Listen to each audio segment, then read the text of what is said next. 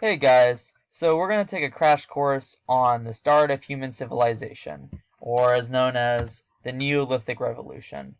So this was a transition from hunter and gatherers into a world of agriculture.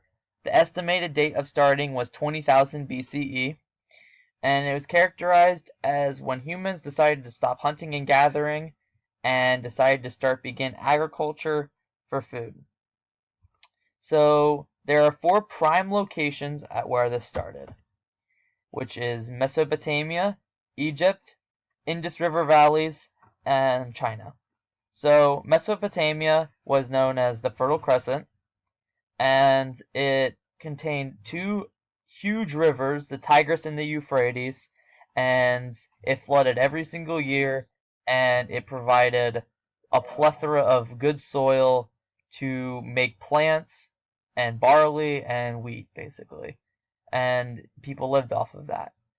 Egypt was the Nile, obviously, the only river in the savannah, in the Sahara.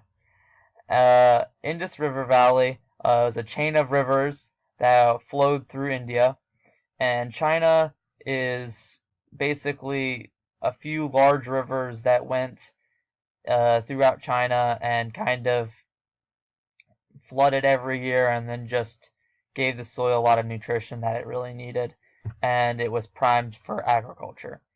These four locations started the Neolithic Revolution, and it's kind of one of those starting points that we've had as a civilization.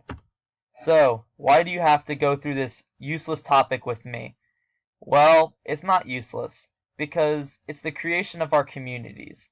The Neolithic Revolution was one of those huge start points that we found humans starting to work together and cooperate with each other. And find that all of the tools and the artifacts that archaeologists find are usually from the Neolithic Revolution, because all those like big like harvester tools and horse-drawn plows and all those other stuff that haven't been created, you're gonna find like some of this stuff and older relics from the Neolithic Revolution when communities came together to try to provide for each other. It also started plagues and famines. When humans got close with each other, plagues came with them, and so did famines. Since they weren't experienced at agriculture, famines plagued humans for a long, long time, and they still even plague us today. The start of social and political hierarchy.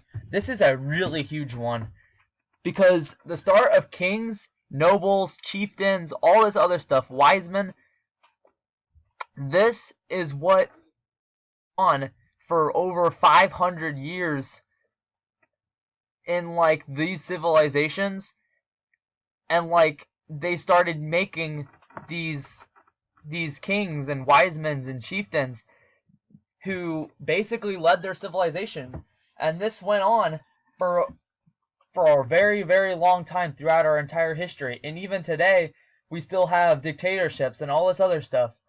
The Neolithic Revolution started political hierarchy, the creation of gender roles.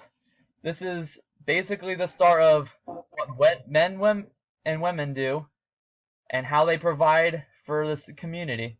So men like farmed and women did housework and all that other stuff.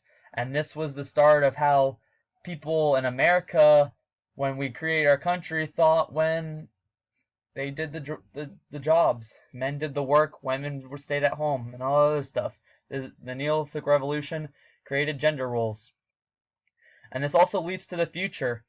I mean, with the amount of agriculture we've had and the Green Revolution and all of that stuff, this led to a lot of future good things and a lot of future bad things that happened for civilization. And we're physically not the same as we were at 10,000 BCE when this revolution started. For example, the population of the Neolithic Revolution went from a stagnant a stagnant line that went through here, and when the Neolithic Revolution started, it started blowing up. Because even though plagues and famines hit, people had a consistent food source that they could use off of, and the population went extremely high. This also can lead to theories like stage 1, stage 2 civilizations, where agriculture is a stage 2 civilization, and population's booming, and the death rate goes lower because women and children have more food so they can survive, and all of other stuff.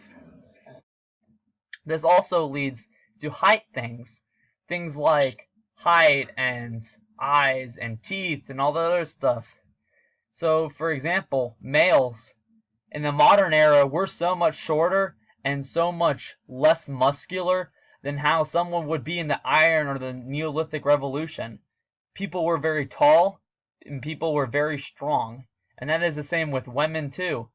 With their height, they got up to 6 foot because they had to in order to survive, and it's like natural selection all over again. So I'll also be discussing other things that occurred in the Neolithic Revolution, but this is a quick crash course of the series of events that happened during the Neolithic Revolution. Thanks.